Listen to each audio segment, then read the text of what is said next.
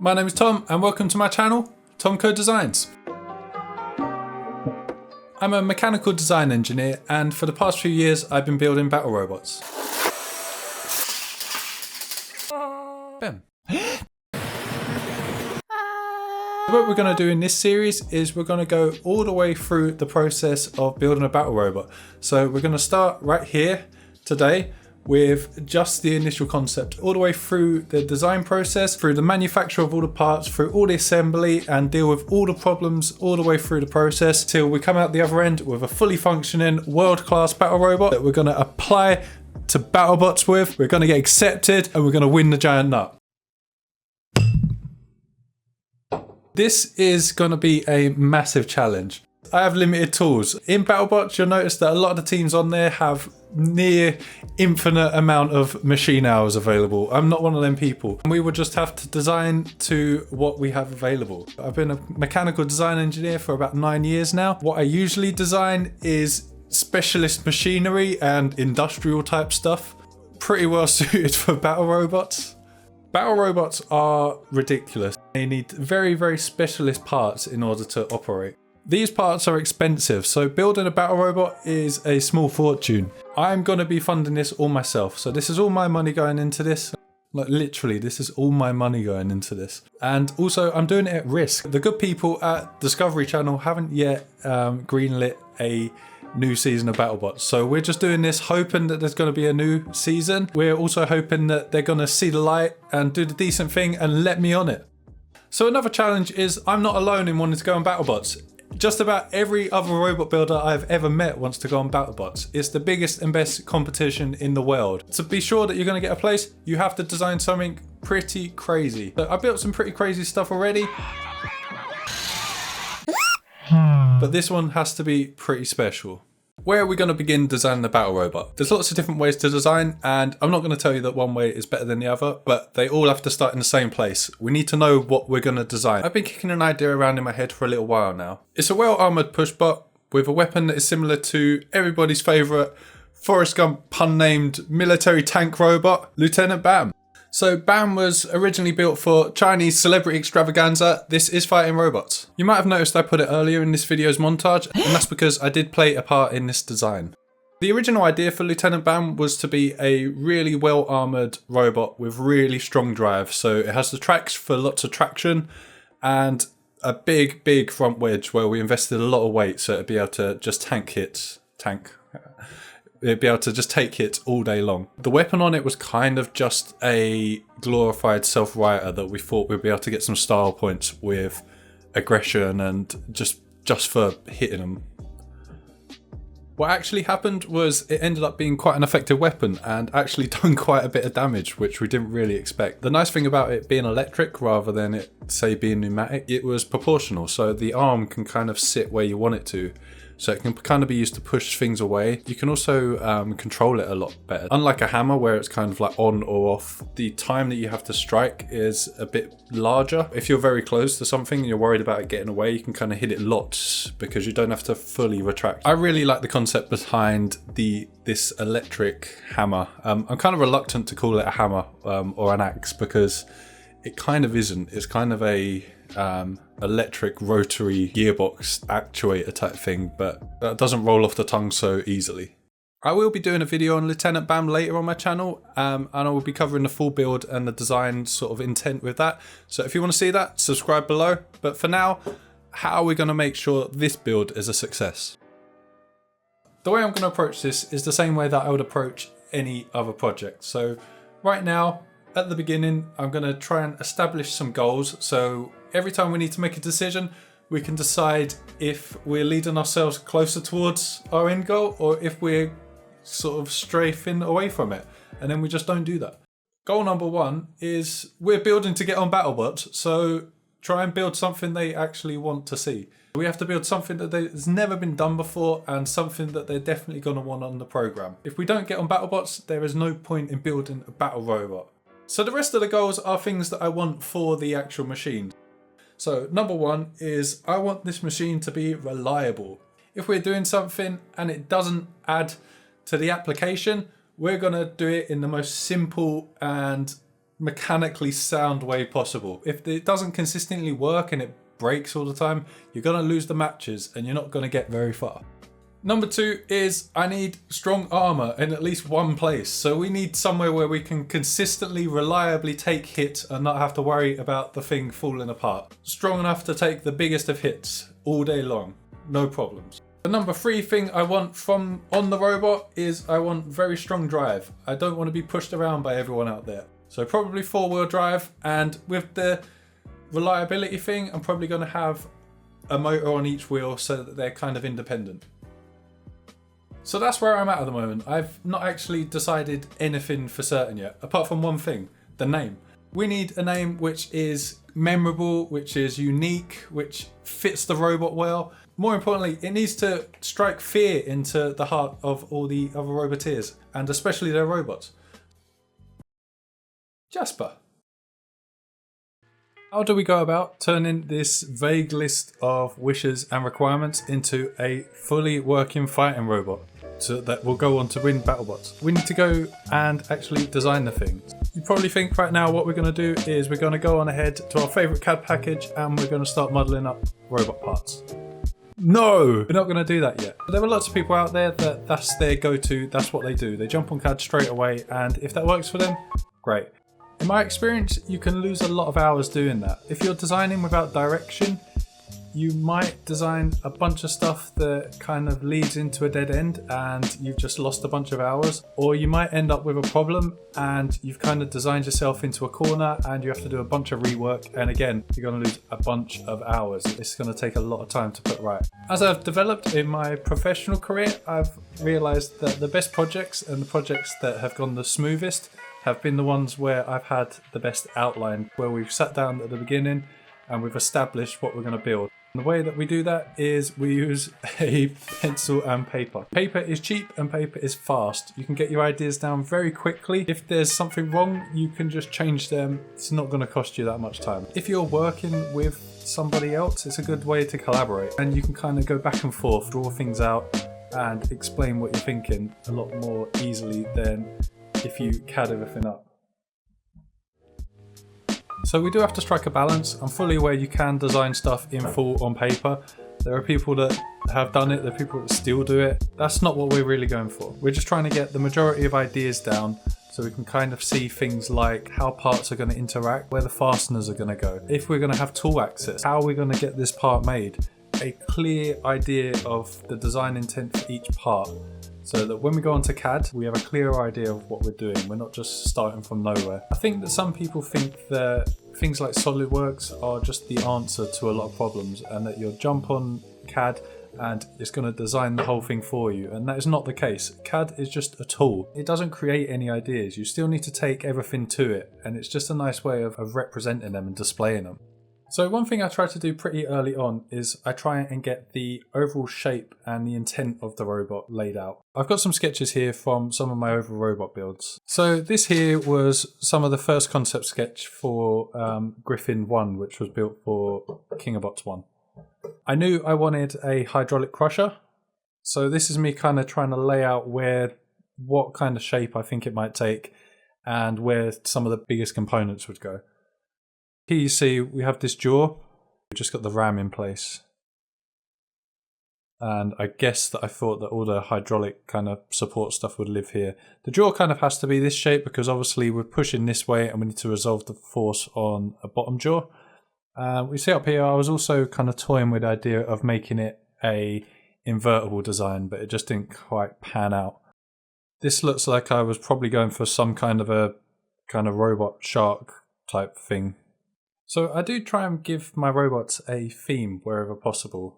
And to be honest, I'm not quite sure why. I think there's a number of reasons. For one, I like the fact that they look like a finished product. Someone looking in can look at it and kind of instantly know this is what this one is. It makes them recognizable and it makes them seem professional. In terms of the design, I also quite enjoy there being something kind of tying all the different components together. You can try and make little bits of design flair on each part, and I kind of quite enjoy doing that. So, and the way it happens is I don't sort of start off with, oh, wouldn't it be great if I could build a giant set of teeth, or wouldn't it be great if I could build a giant griffin?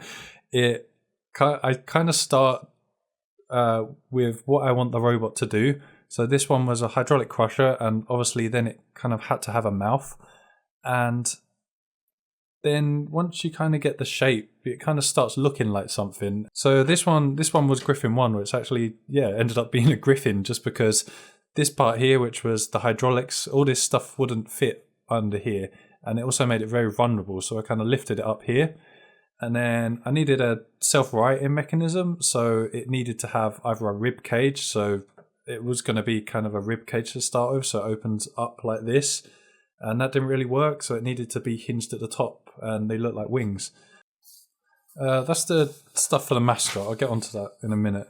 But this was the first ever concept sketch for Bucky the Robot. So here you can see I kind of have this idea for a kind of a bear trap kind of shape, where it's obviously that clamping action. And again, it's on pen and paper, so none of this is committal. I can just kind of throw ideas out. And down here, I'm trying to figure out how I'm actually going to get the power to make the jaw actuate. So here I was looking at maybe a rack and pinion pneumatic system at this hinge, I guess. Here we were looking at maybe having a spring powered, so I wanted that really quick action. Here, I guess that's an electric cam or something. But what we ended up going with in the end is a double pneumatic cylinder, so a double acting, one on each side. They're powered in and they're powered out. Turned into this sort of thing, which is a little bit closer to what we ended up with as a finished product. And this was the concept for the mascot. So the mascot was actually designed after the robot was accepted, and I'm not really sure why we done it, to be honest. I think it was kind of a distraction from the team, because we're all kind of, I think we're all a bit nervous about actually, well, I was certainly very nervous about going on the show. And it was also something that kind of, again, it just kind of fed into that theme and fit quite nicely. So I thought, wouldn't it be great if we had a giant kind of, it was, people say it was a tooth. It wasn't really designed to be a tooth. It was designed just to be this kind of big red ball with a big mouth. Again, I don't really know. I wasn't getting much sleep, I guess. I don't know how we settled upon that. But yeah, and then this was the sketch we done to sort of get it to scale and get it to size. So this one didn't get done in CAD. This one was all pen and paper. This was all designed in pen and paper. I might do a video about the build of this mascot actually, because it was pretty fun. I didn't record any of it, but I do have it quite well documented with photos, so I could probably do kind of a slideshow and I'll talk it through. So I might do that if people want to see it. Here we have some initial sketches for Jasper, and this is the bit I kind of want to show you. So this is the, I guess this is the main concept. So this is the overall shape that I think I'm going to be aiming for. So we started off with just trying to do an electric hammerbot, and I thought it would be pretty cool if we could turn the hammer bit round 90 degrees. So on Lieutenant Bam, we had a pole coming out this way. I thought if we turned it the other way, we could have kind of a, change this so I can see. If we changed it to this way, we could kind of have a little bit more sort of throat on from the impact to the arm. And then once I'd done that, I kind of thought, it could kind of look like a laser. And then I thought it'd be pretty cool if we could go down the route, or if we could develop that theme into maybe a sort of space theme, but not NASA space, kind of Toy Story, Pizza Planet space theme. So kind of like, you know, the vibrant colors and the sort of like this kind of shape, like very three-dimensional. For the main weapon head, maybe this one doesn't really fit that theme so much. Again, this is all on paper, so it doesn't mean anything yet. We don't have to design this. This was maybe a flamethrower attachment. I thought that would be pretty cool. I like using these big A3 sheets of paper just because I can kind of start in the middle, and sometimes you end up kind of sketching off to the edge. And on A4 it's really annoying because you seem to run out of room really quickly. I used to do everything in a little sketchbook, but it kind of felt a bit weird because I think subconsciously I kind of didn't want to mess up the pages. Four-wheel drive.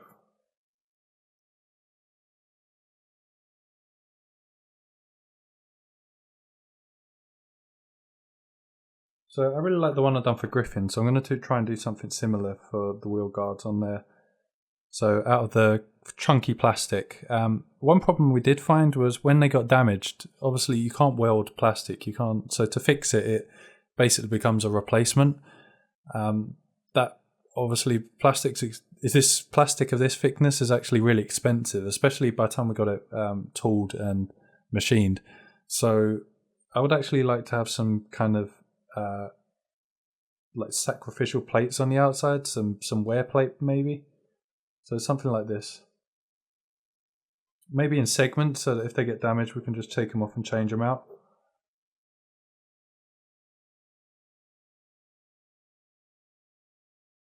So when we had the thing like this, I thought it'd be cool if we kind of put a ball bearing on the end and had a little tube there.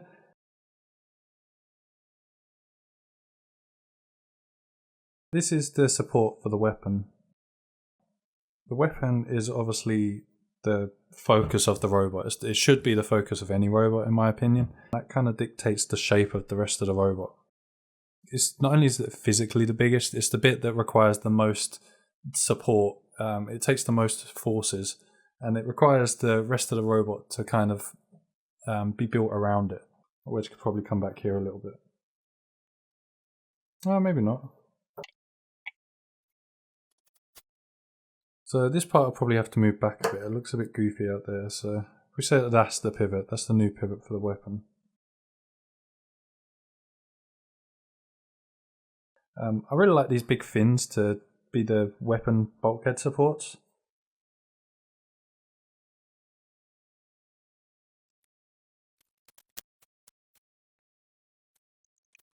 Right, so I don't pretend to be good at drawing. I don't think that this is good by any means. That's not really the idea. We're just trying to decide if the thing is feasible, and we're trying to decide if we like the look of it before we commit to any CAD.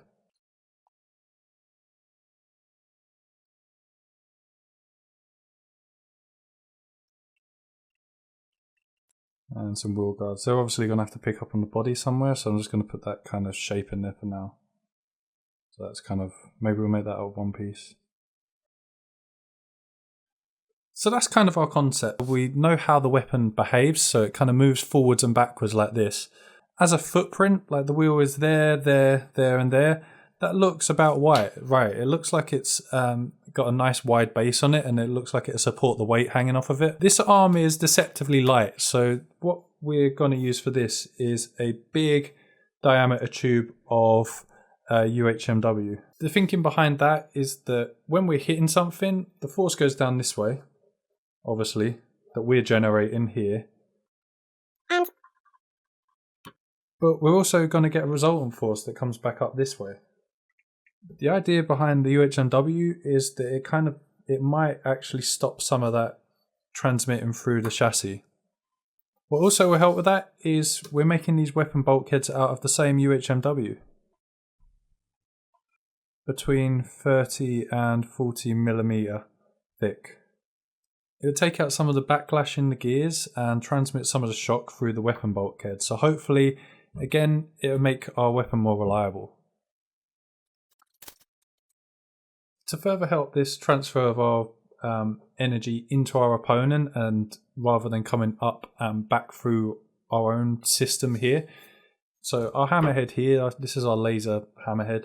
We're going to make this out of a tube and fill it up with lead shot. We'll say lead shot, it's not going to be lead, but something small and heavy. So say maybe nuts and bolts, maybe ball bearings. And again, this is something we've done on BAM and it worked really well. If you've ever used a dead blow hammer, what you do is you hit with it and it kind of stops where it is. It stops it bouncing.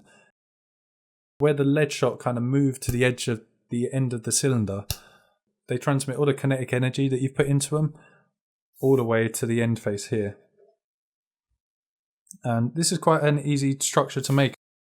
Just cutting off a piece of tube and welding on some sort of support. So this will probably come on up like this and sandwich in on the other side. So we'll probably have these two cheek plates. I've just done some kind of accents here to make them look interesting. But they probably bolt all the way through this shaft here. we've got this wedge here, and obviously this needs to be attached to the robot somewhere.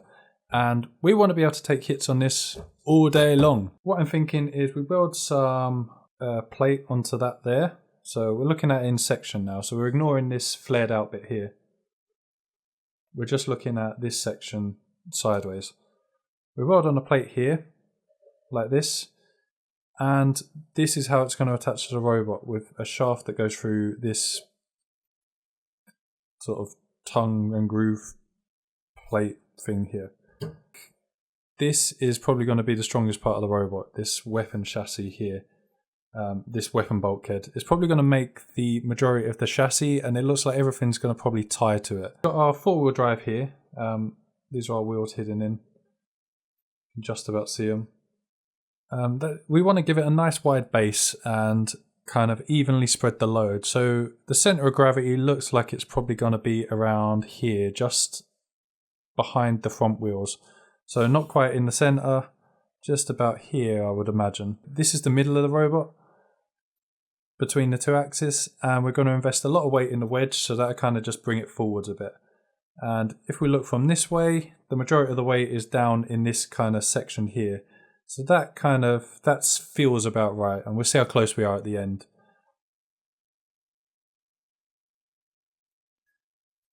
We do want quite a low center of gravity as well, because we do have this mass out here kind of swinging about, and we want the robot to be able to resist kind of lifting itself up. Although this won't be moving particularly quick compared to a sort of regular hammer, it still carry the inertia that it can actually flip us if we move it too quickly. We've got to remember that this bit is essentially, this is just a little bit of plastic, which is almost negligible in weight really. This is mainly for aesthetics and to kind of try and protect the back of the chassis from overhead attacks. So it might sound like I'm a little bit all over the place with this at the moment, and that is because I am. So I'm figuring this out right here in front of you. From this wedge, what I'm thinking is that we will have some tabs coming out here. So we want a bit of compliance. We want this to be able to move up and down, especially with this mass moving around at the hammerhead. It will kind of tip our wheels up and down. We want this to have a little bit of compliance, just so it kind of wiggles on this pivot here. What I'm thinking is we grow tabs off of it like this, and we just pin through straight into our weapon bulkheads. So we want this wedge wide enough as well that it's going to protect our wheels. So anything that comes in from this way, we kind of want it to hit that and be deflected either out this way to the side or over the top, so that it keeps our wheels safe. The shape of this weapon bulkhead's pretty nice as well, in that it kind of leads everything over the top. So hopefully anything comes in that's hard hitting, it will kind of just deflect in and out. If it comes over like that. If anything does come up this side wedge here and gets led into this bulkheads, we want to set anything important back a little bit, so it has to basically eat away at all this plastic before it can get to anything that will do us any real damage. So it can have all this space. Anything important will kind of live behind this space here. This side armor here, what I'm thinking is I'm going to use, again, the thick plastic in a similar style that I done on Griffin 2. It's this thick UHMW, and it's very good at absorbing impact.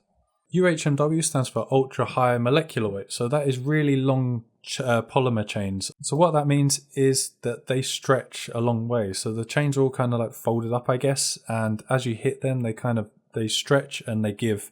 So UHMW is known as a wear plastic. It does very well at resisting impact and dealing with shock. So it doesn't crack, it just kind of bends and bends back.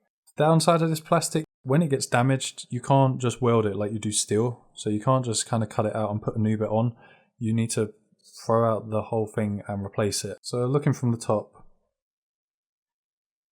if that's our wheels, and we're fixing it in here, if we get a big impact here, it should just kind of bend at this point and bottom out on the wheel here. I'm not quite sure how we mount that yet. It might have to be mounted from the inside, so we kind of bolt it in this way.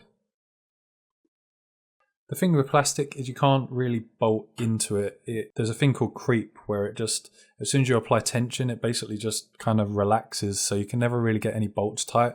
What I have done in the past is you just drill them really deep, and you basically rely on the surface friction of, especially if you don't do a really good job tapping them, you basically let the bolt sort of tap its own thread into the plastic.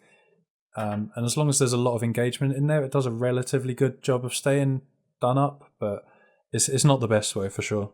I had to come up with a bunch of different ways to attach stuff on the Griffin and attach the plastic to itself, because that was primarily plastic.